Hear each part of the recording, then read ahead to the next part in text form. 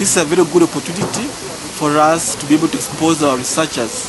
to the linkages between research and policy. One thing we have come to realize that most of our researchers really come from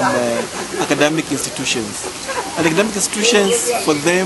the most important is simply to publish in journals, to publish in books, and that's all, for the purposes of only their promotion. But we find that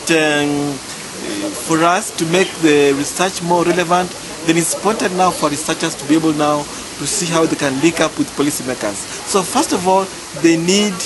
the sensitization and the awareness that it's not just important just to publish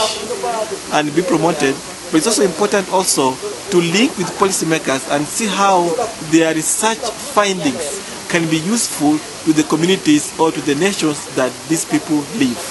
And of course now after that, we need really to have a criteria. Since, as I said in the beginning, that for them the main reason is simply to publish and be promoted,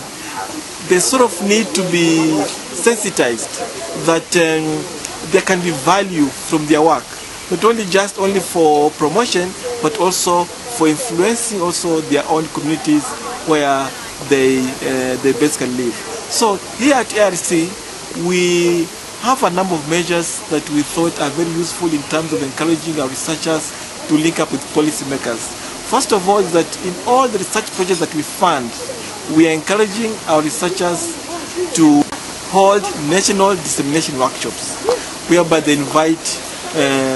think tanks in their own countries, whereby they invite policymakers in their countries in various ministries which are relevant to their research work. Now, secondly, is that in all the research outputs, we encourage our researchers to write a policy brief.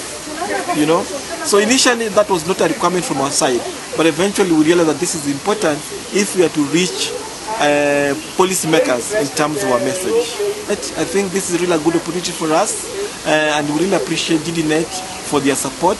and collaboration with AERC in terms of raising awareness among the researchers and in terms of building capacity also with our researchers. As you may realize that this is actually the third in our series